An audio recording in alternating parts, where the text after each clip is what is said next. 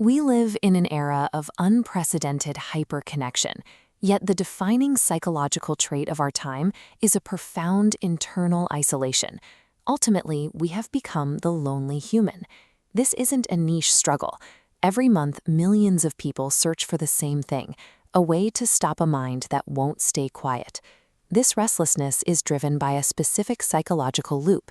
We spend our energy oscillating between the grief of what happened yesterday and the fear of what might happen tomorrow, leaving no room for the present.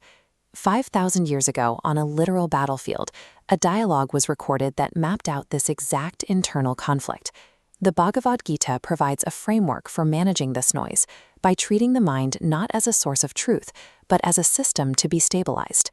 The answers to our modern burnout are embedded in these ancient principles of emotional resilience, strategies developed to maintain composure when the stakes are life and death.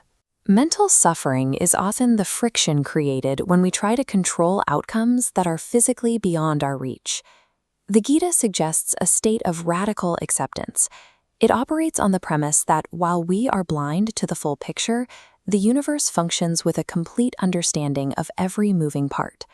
This vibrating node represents a mind obsessed with its own immediate problems.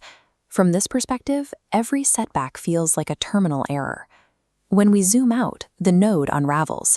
Individual struggles are recontextualized as functional points within a much larger, self-correcting grid.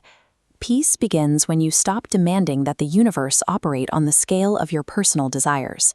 When we experience loss, the brain's default setting is to process it as a personal attack. This creates a state of psychological defense that is exhausting to maintain. The philosophy counters this by stating that whatever happens, happens for the good. This approach is a highly practical cognitive reframing. It forces the mind to stop acting as a victim and start searching for the utility or the lesson within the new reality. Loss is simply the law of change in action. Change is the constant in the physical world. A glacier must break to become the ocean. By viewing loss as a universal mechanism rather than a tragedy, you stop fighting the current and start learning how to navigate the water. If the final outcome is out of our hands, the logical question remains, what is the point of effort? This is where karma, or action, becomes the anchor. It provides a way to ground a restless mind in the physical present. The instruction is to dedicate yourself entirely to your duty, while maintaining zero attachment to what happens next. You own the effort, but you do not own the result. This redefines patience. It is no longer a passive wait for things to improve. It is the active, focused execution of the task in front of you. Consistent, right action eventually yields its own momentum.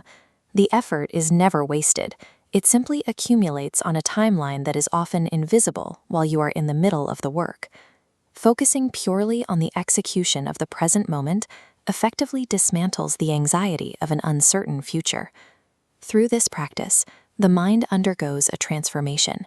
It stops being a source of constant noise and becomes an effective tool for navigating reality.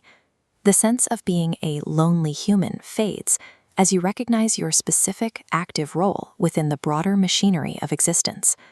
Inner peace is a byproduct of internal alignment, not the result of successfully forcing the external world to obey your will. The goal is to build an internal state as resolute as a stone pillar, a psychological structure that remains standing regardless of the external storm. The next time your thoughts begin to spiral, stop. Detach from the result. Focus entirely on the single right action required of you right now.